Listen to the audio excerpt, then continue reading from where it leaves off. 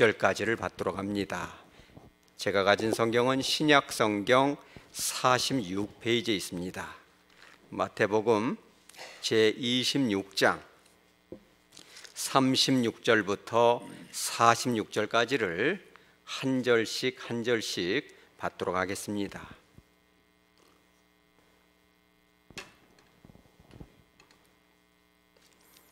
이에 예수께서 제자들과 함께 겟세마네라 하는 곳에 이르러 제자들에게 이르시되 내가 저기 가서 기도할 동안에 너희는 여기 앉아 있으라 하시고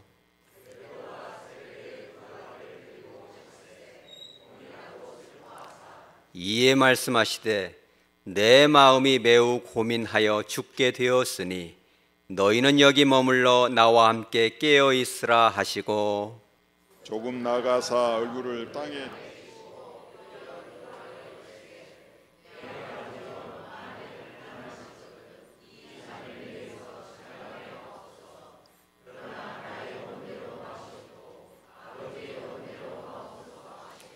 제자들에게 오사 그 자는 것을 보시고 베드로에게 말씀하시되 너희가 나와 함께 한 시간도 이렇게 깨어 있을 수 없더냐.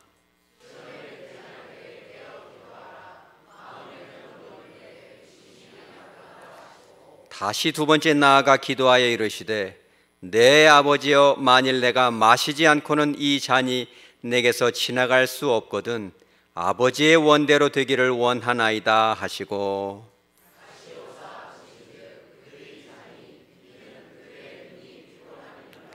또 그들을 두시고 나아가 세 번째 같은 말씀으로 기도하신 후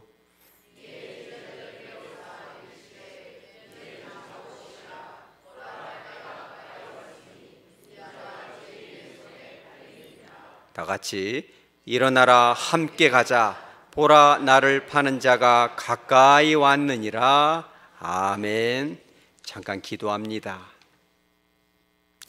거룩하신 하나님 아버지, 이 귀하고 복된 말씀을 가지고 단위에 섰사오니 성령 하나님께서 임재하여 주셔서 우리를 향하신 거룩하신 주님의 그 크신 사랑이 무엇인지 분명히 깨달을 수 있는 오늘 복된 시간 되게 하여 주시옵소서.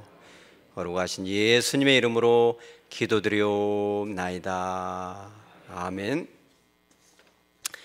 일본의 영화 감독 중에 아주 유명한 분이 한 분 계십니다. 그게 누구냐면 고레다 히로카즈라는 감독인데 이분이 아주 유명한 영화 9편을 지은 것입니다. 그런데 8편을 지을 즈음에 이런 일이 있었어요.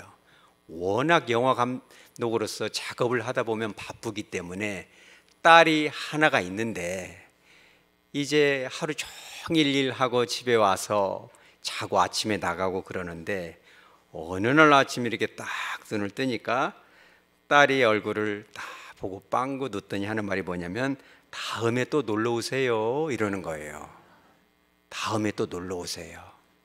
그러니까 말은 아버지인데 이것은 나와 이 아이와의 인격적 관계가 없구나. 아버지인데 아버지가 아니었구나. 그래서 아주 큰 충격을 받게 됩니다. 충격을 받고 나서 이 고레에다 감독이 만든 영화가 바로 이것인 것입니다. 우리 다 같이 제목만 한번 읽어봅니다. 시작. 그렇게 아버지가 된다. 자기 고백적인 영화죠. 여러분 한 번씩 보면은 성경적인 주제가 깊이 스며져 있습니다. 그 안에. 그런데 이 영화를 잠깐 살펴보면 이런 내용이에요. 료타라는 아까 그 포스터에 나오는 아주 멋지게 생긴 품격 있는 도시적이고도 냉철해 보이는 그 남성이 이제 젊은 아버지인 거죠.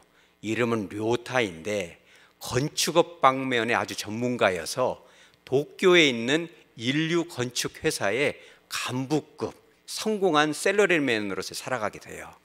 월급도 많이 받아서 도쿄는 땅값도 비싼데 중심부에 아파트가 한 채 있고 검정색 세단을 쫙 타고 다닙니다. 그리고 아주 순종적이며 아름다운 아내와 함께 아들 하나를 키우는데 이름은 케이타입니다. 외우지 않아도 됩니다.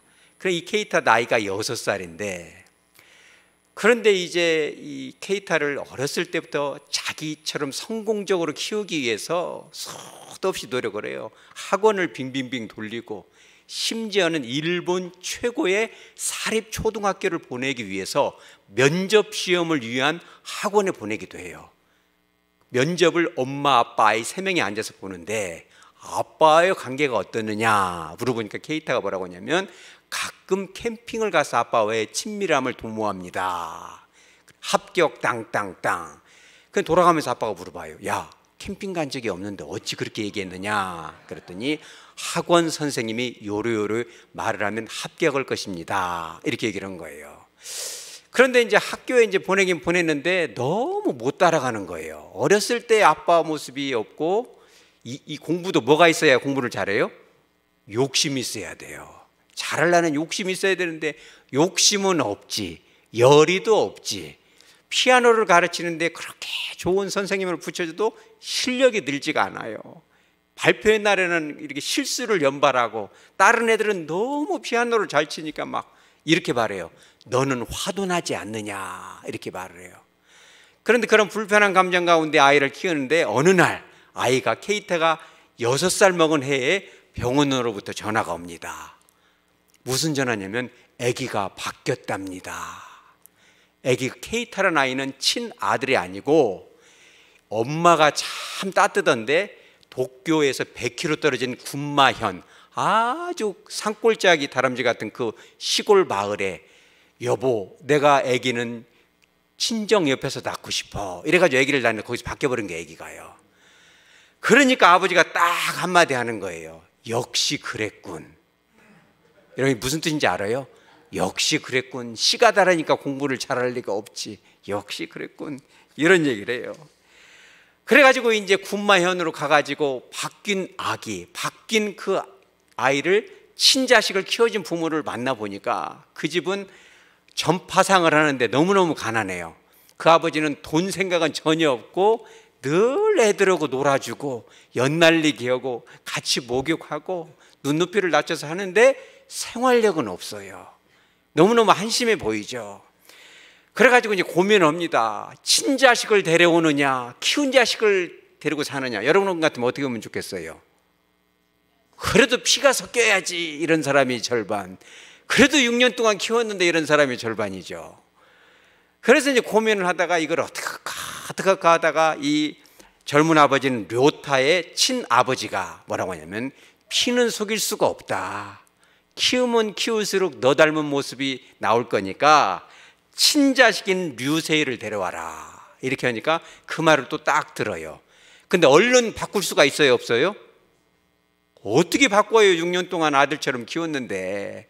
그래가지고 점진적으로 만나서 같이 놀아주고 부모도 만나고 애들도 만나서 놀고, 그리고 이제 시간이 지나면 주말 정도에 이렇게 미션이다 그래서 서로 바꿔가지고 하루씩 데리고 자자 이래가지고 했는데 우리 집 아들, 내가 키운 이 아이는 그 집 가서 잘 어울리는 거예요. 왜? 아빠가 잘 놀아주니까. 전파상이라 기술도 좋아서 이게 뭐가 장난감이 고장나면 잘 고쳐주고 놀아주는데 친아들은 와서 적응을 해요 못 해요? 적응을 못 해요. 너무 성의 가시고. 왜 그러냐면 료타는 예의범절을 가르치고 딱딱딱 착착착 공부를 해야 되고 학원에 가면 점수가 잘 나와야 되고 내 욕심대로 해야 되는데 그게 돼야 안 돼요? 안 되죠. 저 집에서는 잘 놀아주니까 자유분방한데 말을 안 듣잖아요. 그래가지고 어느 날 보니까 이 아이가 없어졌어요. 보니까 어딜 갔어요? 6살짜리가 전철 타고 군마현까지 가버린 거예요. 그래가지고 이제 이러고 있는데 이 전파상 주인이 말하자면 한마디 딱 해요. 이게 어찌 보면 영화의 핵심이기도 한데 이런 얘기를 합니다. 자식을 키운다는 것은 뭘 들어야 돼요? 시간을 들여야 된다. 아버지를 대신해 줄 수 있는 것은 아무것도 없다. 네가 아버지라면 네가 아버지 역할을 해야지 그 역할은 너 말고는 아무도 할 수 없다는 거예요. 여러분 아버지의 역할을 잘 감당하시기 바랍니다. 어머니의 역할을 잘 감당하시기 바랍니다.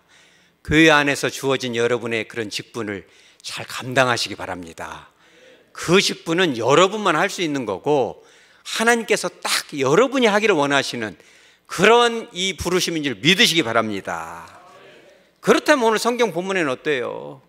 어느 누구도 대신할 수 없는 그 위대한 사명, 십자가에서 모든 피와 불을 쏟아야 되는 그 사명, 모든 욕과 비방을 들어야 되는 그 사명, 무거운 십자가를 져야 되는 그 사명은 누가 짊어져야 돼요? 그렇죠. 그분의 그런 마음은 어땠을까요, 여러분? 오늘 우리가 나누고자 하는 것이 바로 그것입니다. 겟세마나에서 했던 그 주님의 기도, 그 주님의 심정, 그분의 마음과 감정은 과연 어떠한 것인가? 우리 37절을 한번 봅니다. 베드로와 세베대의 두 아들을 데리고 가실 때 주님이 어떻게 하셨어요? 그렇죠. 고민하고 슬퍼하였다. 예수님의 마음이 고민하고 슬퍼하셨다. 그런데 이 우리가 그리스어 원어로 보면 고민하고 슬퍼했다라는 단어 앞에 동사 하나가 더 들어가요. 그게 뭐냐면 에르크사토라는 단어인데, 이 단어가 뭐냐면 시작했다라는 단어예요. 시작했다.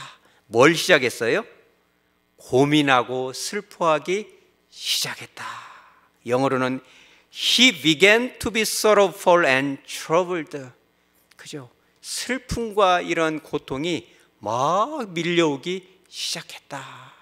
예수님은 마리아의 이 뱃속에서 잉태된 그 순간, 아니 영원 전부터 십자가에 죽어야 될 그런 사명자이심을 이미 인지하고 있었지만, 그죠? 이게 보통 길이 아니라는 것을 어린 시절부터 깨닫고 있었지. 왜? 하나님이시기 때문에, 참된 하나님이자 하나님의 본체이기 때문에 그걸 알고 계셨지만, 막상 죽음을 앞둔 날 겟세마나의 동산에 다 다가가니까 그 두려움이 물밀듯이, 그죠? 새로운 일처럼 몰려오는 거예요. 여러분들도 그렇지 않나요? 남성들은 잘 모르겠지만 여성들은, 지금은 우술이 발달돼서 아기 낳다 죽는 분들은 없지만 엄마들이 배가 불러오기 시작하면, 아, 어느 순간에는 내가 저 방에서 아기를 낳겠지, 저 방에서 애를 낳겠지. 그런데 이 진통이 10분가량 사이로 오더니 어느 날 7분, 어느 날 5분, 3분가량 되면 어디로 들어가야 돼요? 그저 방 안으로 들어가야 되는데, 신발을 벗어놓고 뭘 보고 들어가요? 신발을 보죠. 아, 내가 정말 이 신발을 다시 신을 수 있을 것인가? 그죠? 아기를 낳는 순간은 진작부터 준비했지만 신발을 벗는 순간 뭐가 몰려와요? 어마어마한 두려움이 올라오는 거죠. 주님의 마음이 바로 그런 것입니다. 뿐만 아니라 38절에 이렇게 말씀하고 있어요. 이에 말씀하시되, 주님께서 말씀하십니다. 내 마음이 어떻게 됐다? 매우 고민하여 죽게 되었으니. 예수님의 마음이 매우 고민이 됐다. NLT 성경, 생활영어로 된 성경에는 이렇게 번역이 되어 있어요. My soul is crushed with grief. 슬픔으로 인하여 내 마음이 crushed. 여러분, crush라는 단어는요, 믹서로 분쇄하다, 짝짝 찢어발기다, 이런 뜻이에요. 여러분, 가슴이 찢어지는 고통을 느껴봤어요? 사랑 때문에 자녀를 키우면서, 그러죠? 화가 나서가 아니라 너무 사랑하는데 그 사랑을 어떻게 할 줄을 몰라서 가슴이 찢어지고 으깨지는 그 느낌이 누구한테 온 거예요? 예수님한테 온 거예요. 예수님의 마음이 그런 거예요. 가슴이 터질 것 같은 그런 감정들이 있는 거죠. 그런데 그런 감정을 예수님께서 함께 하고 싶었어요. 왜? 너무 버거운 고난이기 때문에. 예수님의 아주 작은 소원이 있었는데 36절에 나옵니다. 예수께서 제자들과 어떻게? 함께 겟세마네라 하는 곳에 이르렀다. 예수님의 그 제자들과 함께 겟세마네에 갔죠. 여러분, 겟세마네 기도는 누군가 대신해 줄 수 있습니까? 아니요, 할 수 없죠. 예수님께서는 큰 것을 기대한 것이 아니었어요. 그 제자 가룟 유다를 제외한 11 제자가, 가룟 유다는 지금 어디가 있어요? 지금 이 순간에 예수님이 가슴이 으깨지는 순간에 대제사장들과 군병들하고 예수님을 어떻게 하면 체포할까 지금 구국리 오고 있어요. 예수님은 전제하기 때문에 그걸 다 보고 있는 거죠. 바로 그 순간 나머지 11 제자가 예수님의 그 통곡 소리 나는 그 현장을 다소나마 함께 해주기를 그 작은 소원이 있었던 거예요. 뿐만 아니라 38절은 이렇게 되어 있습니다. 이에 말씀하시되 내 마음이 매우 고민하여 죽게 되었으니 너희는 여기 머물러 나와 함께 깨어 있으라. 여기서 말하는 너희는 누구예요? 11 제자입니까? 아니요. 11 제자는 다 공감할 수 없을 수도 있으니 그 중에서 나를 더 사랑하는 베드로와 야고보, 요한, 너희 세 명은 내가 좀 믿겠다. 여기에 있으라. 그런데 여기가 바로 어디입니까? 39절에 얼만큼 가셨어요? 조금 나아갔다. 여기와 조금 나아간 장소는 누가복음에 보면 돌을 던질 만큼 아주 가깝죠. 예수님이 흐느끼는 그 장면을 고스란히 볼 수 있는 장소였죠. 그러니까 예수님께서 그런 거죠. 베드로, 야고보, 요한, 너희 세 명의 삼총사만큼은 내가 이렇게 흐느낄 때 깨어있으라. 너희가 시험 들어 넘어지지 않기 위한 목적도 있지만 내가 얼마나 이 아픔과 고통으로 흐느끼는지 조금만이라도 이렇게 힘을 보태주면 좋겠구나, 그런 마음인 거죠. 뿐만 아니라 이렇게 나옵니다. 40절에서는 제자들에게 오사 그 자는 것을 보시고 베드로에게 말씀하시되 너희가 나와 함께 1시간도 이렇게 깨어있을 수 없더냐. 1시간도 좀 함께하면 좋겠다. 여러분, 여기서 말하는 1시간이 실제적인 1시간입니까? 여기서 말하는 시간이라는 것이 호라는 단어인데 낮과 밤에서 낮이라는 뜻이 하나가 있고 실제적인 시계의 1시간이라는 뜻도 있지만 어느 한 존재, 어느 한 인격, 어느 한 사람에게 아주 중요한 의미가 있는 순간을 말하는 거예요. 그렇죠? 한 아이를 잉태해서 분만해야 될 엄마에게 가장 중요한 순간은 어느 때예요? 아기 낳는 순간이죠. 이런 거예요. 그 1시간, 물론 뭐 아기 낳는 시간이 1시간 정도 걸릴 수도 있겠지만 그 순간, 아기 낳을 때 옆에 누가 있어야 돼요? 아빠가 있어야죠. 거기에 없었다가는 얼마 동안 잔소리를 듣게 돼요? 평생 듣게 되죠. 그 순간만큼은 여러분 잊지 마시기 바랍니다. 제가 예전에도 그런 얘기 한번 해드렸죠. 제 친구가 야, 내가 무서운 얘기 하나 해줄까? 그러더니 그게 뭔데? 야, 하루 종일 근무하고 상담하고 지쳐서 집에 들어가서 씻고 딱 침대에서 자는데 아내가 말하기를 12시 땡 치자마자 1분 지나서 여보, 내가 무서운 얘기 해줄까? 뭔데? 어제가 내 생일이었어. 12시 땡 치니까. 여러분, 그런 순간을 잊어버리면 돼요, 안 돼요? 안 되죠. 예수님께서도 육신을 입은 그 삶 가운데 단 한순간 제자들이 함께 해주기를 원했던, 그렇죠, 그 순간이 어느 때예요? 겟세마네와 십자가 그 현장에 예수님이 직접 너희들도 못, 좌편 우편 그 오른쪽으로 쭉 나일내서 십자가에 못 박혀라, 여러분 그런 뜻이에요? 아니죠. 그런 뜻은 아니에요. 그래도 내가 너희들을 위해서 피와 물을 다 쏟을 때 그래도 내 옆에서 내 곁에서 함께 울어주기를, 정말 그 순간만큼이라도 함께 하기를 원했던 거죠. 여러분, 그런데 제자들이 거기에 기대에 부응합니까?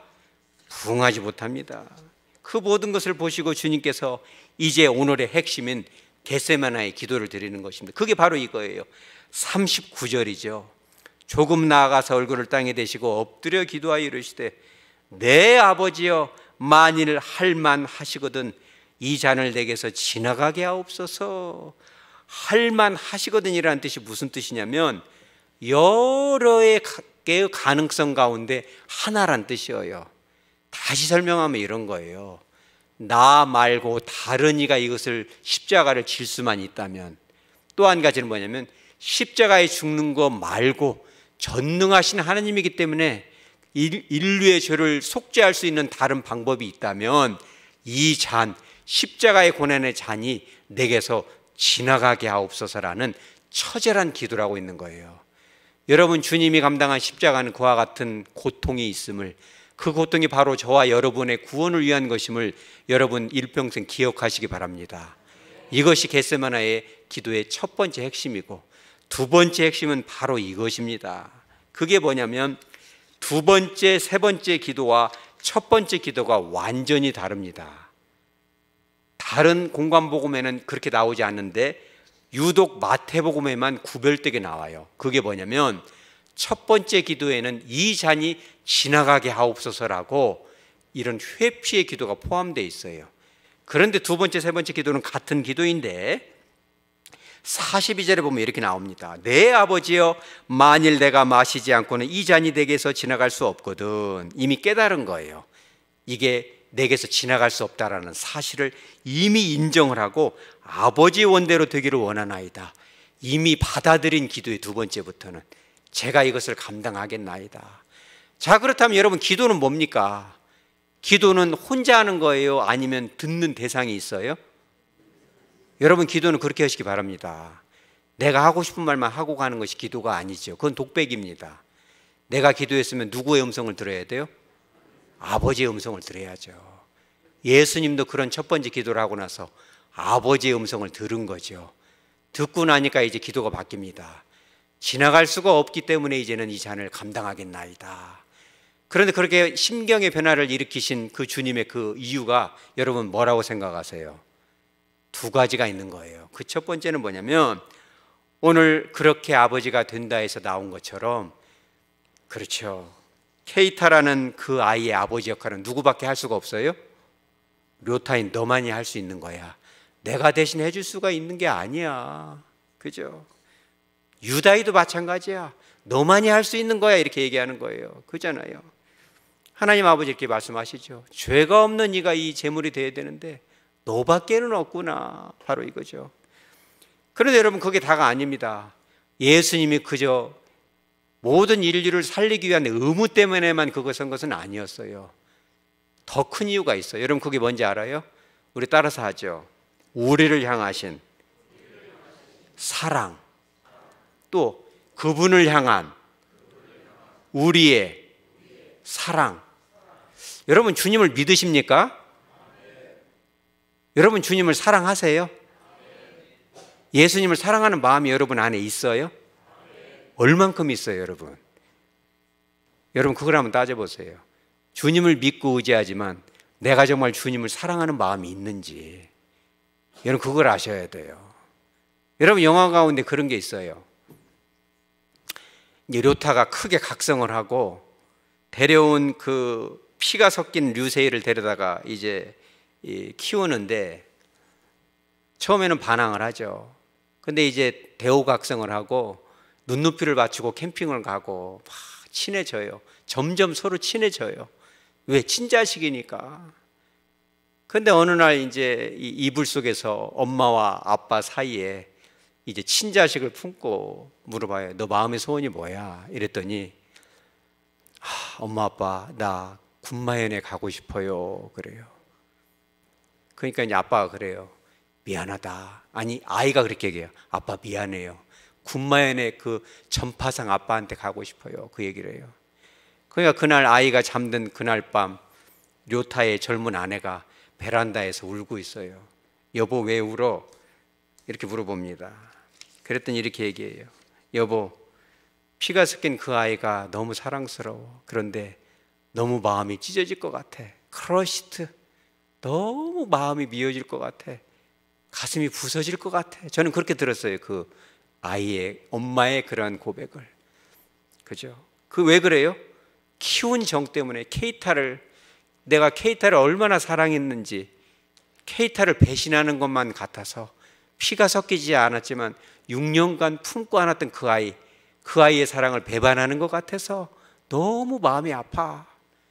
그래서 한참을 안아주고 그 다음날 아침에 젊은 아빠 료타가 이제 사진기를 막 이렇게 돌려봅니다. 왜 그러냐면 이 키워준 자식 케이타, 피가 섞이지 않았지. 그 아이가 사진기를 좋아하는데 쭉 돌려보는데 아빠 사진이 많이 담겨 있어요.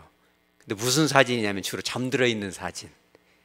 다 왜? 아빠가 놀아주지를 않았기 때문에 아빠가 누워있는 발바닥 쪽에서 찍고 얼굴을 찍고. 왜 찍었어요 그거를? 우리 따라서죠.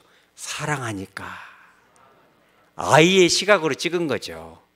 키움을 받은 피가 섞이지 않은 그 아들이지만 그 케이타가 항상 아빠 료타를 사랑하고 바라보고 있었다는 것을 뒤늦게 깨닫게 되는 거예요.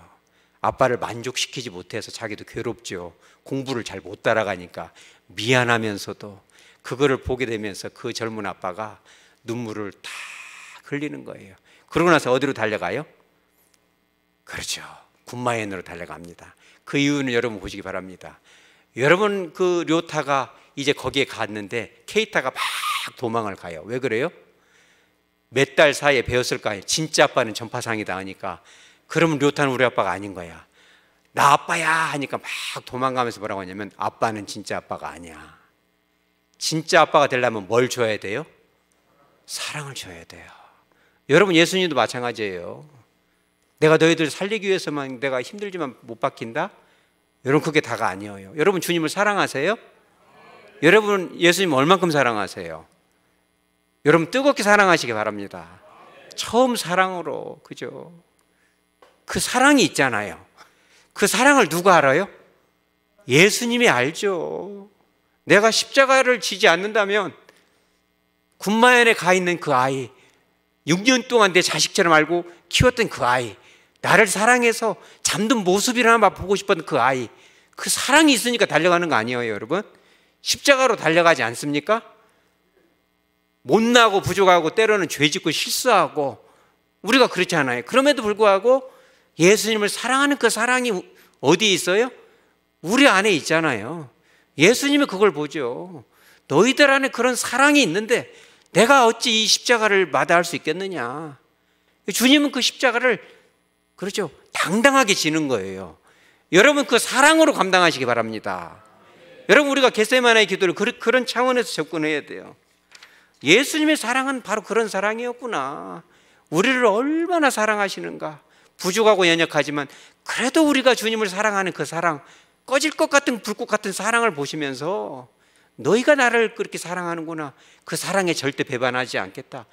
일평생 너희와 함께 하겠다. 너희를 버리지 않겠다. 절대 너희들은 버려지지 않을 거야. 고와 같이 두지 않을 거야. 주님의 그런 각오가 십자가 위에서 완성이 되는 겁니다. 할렐루야. 믿으시기 바랍니다. 우리가 교회 안에서 주님께 때로는 헌금도 드리고 때로는 헌신도 하고 봉사도 하죠. 여러분, 복받기 위해서 합니까? 여러분, 구원받기 위해서 해요? 그러죠. 그런 율법주의가 아니에요. 예수님의 그 큰 사랑에 이와 같은 겟세마네의 흐느낌, 가슴이 is crushed, 가슴이 찢어질 것 같은 그 아픔. 왜 가슴이 찢어졌는지 알아요? 십자가가 두려워서 마냥? 아니에요. 십자가가 두렵지만 이거를 지지 않게 되면 주님을 사랑하는 저와 여러분을 비롯한 수많은 영혼들을 배신하게 되니까 그 사랑을 생각하면 가슴이 터질 것 같죠. 여러분, 집에 가서 한번 자녀들에게 손자에게 물어보세요. 아가, 큰일 났다. 엊그제 전화가 왔는데 병원에서 너는 내 친자식이 아니란다. 그러면 자녀가 뭐라고 하겠어요?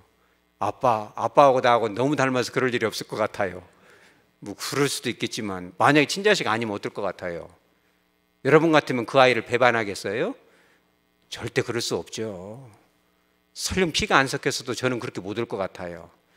여러분, 그런 아이를 위해서 심장을 꺼내줄 수 있을 것 같아요? 여러분, 심장을 꺼내줄 수 있어요. 피가 안 섞였어도 우리는 살 만큼 살았고 주님의 은혜를 경험했잖아요. 그죠? 왜? 하나님이 맡겨주셨으니까 피가 안 섞였어도 그 아이를 위해 생명을 던져주는 거죠. 예수님 십자가에서도 못 박히셨는데 여러분, 그런 사랑으로 하루하루 살아가시기 바랍니다. 하나님께서 저와 여러분에게 아버지라는 이 이름, 어머니라는 이 이름, 목사라는 직분, 장로라는 이 자리, 집사와 권사와 성도라는, 그렇죠, 주일학교 교사와 전도자라는 그런 이름을 다 붙여주셨을 때 여러분, 우리는 주님의 그 마음으로 사랑의 힘으로 능력으로 하시기 바랍니다.